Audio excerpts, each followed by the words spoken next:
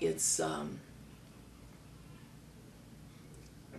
hard for people who had some elements of Jim Crow up north to understand what happened down here and how you learned your place and you didn't get out of it too often. Well, I knew there was this great big water fountain on Main Street in Conway, very big, very big. And on one side was white water and on the other side was colored water. And we had to, you couldn't drink in the white side. As I grew up, I knew that I couldn't go to Hershey's drugstore and order a sundae or soda. I knew that that just wasn't something that we could do.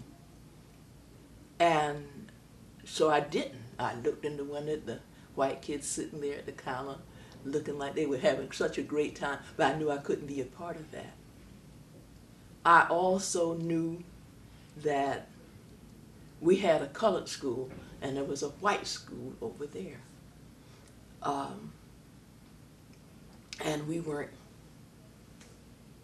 allowed to participate in their area. We rode my grandparents lived at Cool Spring and we spent part-time there and part-time in Conway after Dad in '45 moved back to Horry County.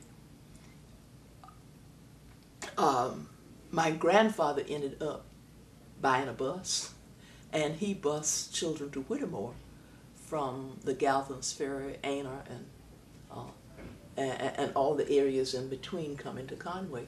And so we often rode with him on the bus, and we often went back to Cool Spring in the afternoon, and my sister Willa and I would walk down the road from 319 up to our farm, and it was maybe half a mile. And the white kids were getting out of school about the same time. Nigger, nigger, nigger, nigger, nigger. And they teased us. You can't walk in this road. You have to walk on out there on the other side of the ditch bank. Well, I never lied to be hit. And they threatened to beat us up if we didn't do that. And so I sort of walked to the far side of the road. My sister Willa, who later became the assistant superintendent of assistant superintendent of schools here in Horry County, walked straight down the road and dared anybody to touch her. And she would fight anybody who touched her. They could call her nigger all they wanted to, but they'd better not touch her. But I didn't want to fight, so I went to the side. Now, even when I got to college, there was still a problem. When I was young, I read all the books in the colored library, the school library, all of them. I just ran out of books to read, and sometimes they'd get me books from the white library. Well, the county library, it wasn't black or white, but blacks couldn't go. But I went to college and I was doing some work, and I requested, I wanted to get some books, so I went down there and they said, no, you can't come in, but you give us a list of the books you want and we'll bring them to your house. And that's what they did. They bought the books I wanted to my house.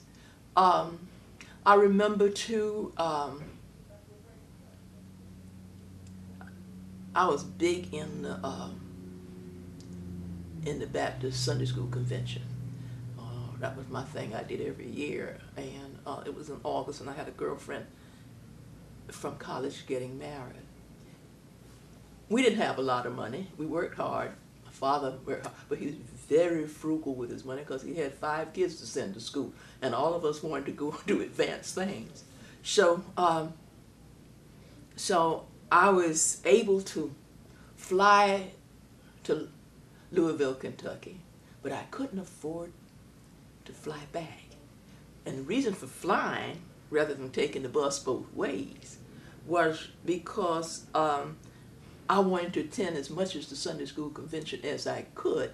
So I stayed half a day on Saturday and caught a flight out and made the evening wedding. And then I came back,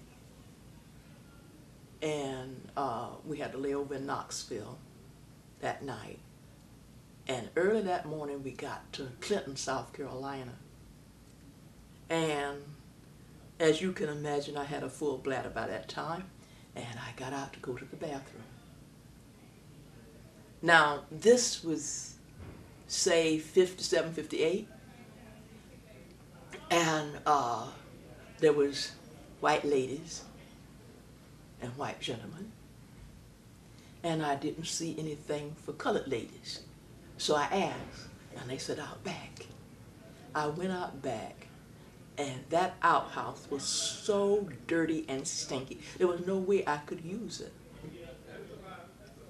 And I had to get on that bus with my bladder about to pop and ride until we got to another place where they had an indoor toilet for colored women.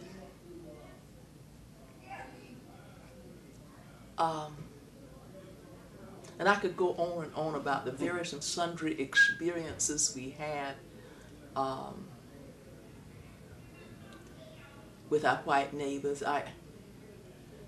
You see, Willow has that curly, and Pete, and they have that curly hair. I had the kinky hair.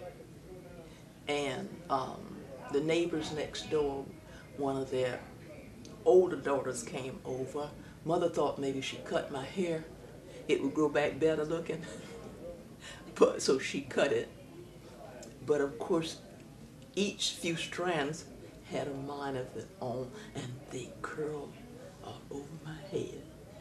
And these weren't those little fluffy curls, those were the tighter curls.